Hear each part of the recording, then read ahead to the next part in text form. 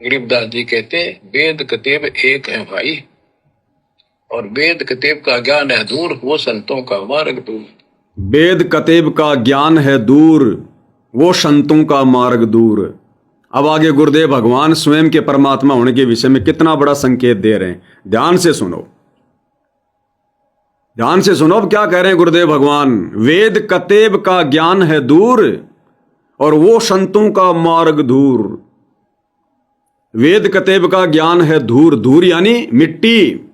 वेद कतेब में पूर्ण मोक्ष मार्ग नहीं है। वेद कतेब का ज्ञान है धूर और वो संतों का मार्ग दूर, दूर यानी बहुत दूर है। वो सूक्ष्म वेद का ज्ञान बहुत दूर है, इंसान की पहुंच से दूर है। और आज वो ज्ञान कौन दे रहा है? जो ज्ञान वेद कतेबों में नहीं, धर्मशास्त्रों में नहीं, वो ज्ञान वो मंत्र आज कौन दे रहा है? तो कौन हुए? सदगुरु रामपाल जी। अब क्या कह रहे हैं गुरुदेव अपने विषय में भाई और बहनों? सिर्फ इतना ही है कि गुरुदेव खुलकर नहीं कह रहे कि मैं ही कबीर हूं। बाकी गुरुदेव क्या कह रहे हैं तुम खुद सुन लो। फिर ये अधूरा ज्ञान है जब इसमें स्पष्ट है ही नहीं, जब ये कह दिया कोई और बताओगा।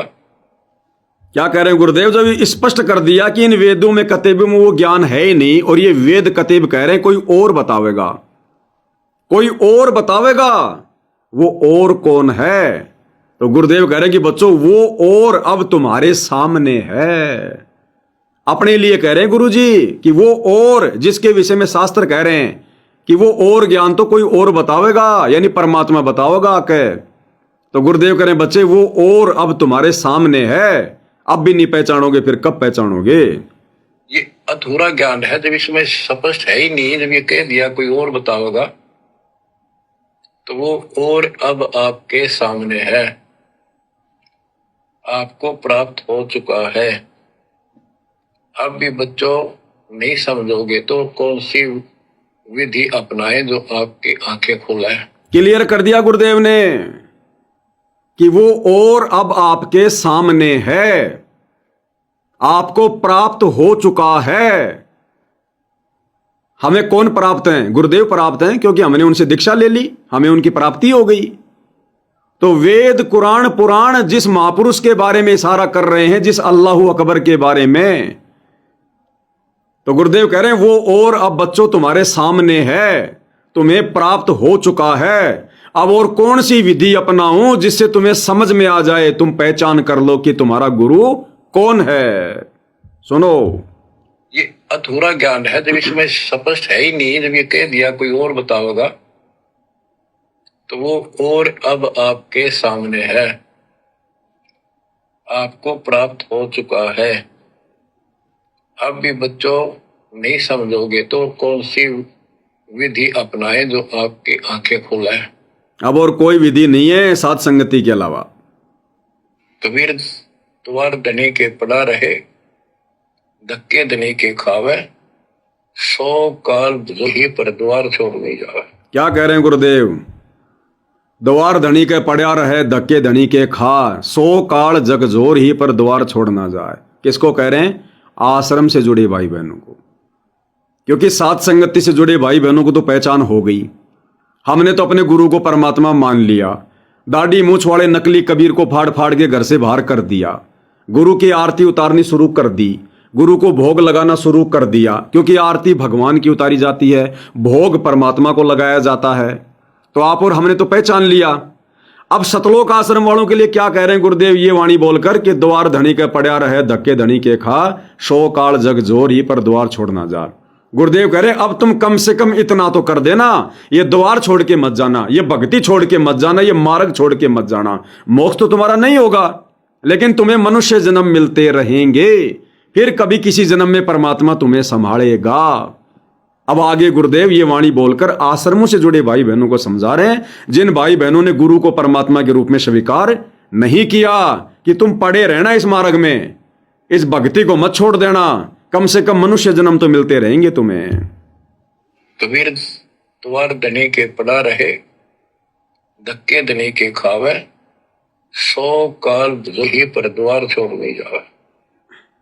अब आपने इतना करना है, इस ज्ञान को समझकर मालिक से दूर ना हो।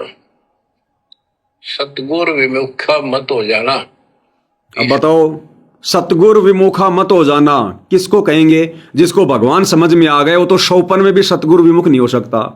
आज हम सत्सेवक भाई बहनों को भगवान समझ में आ गया, हम टूट जाएंगे लेकिन परमात्मा से नहीं हट सकते।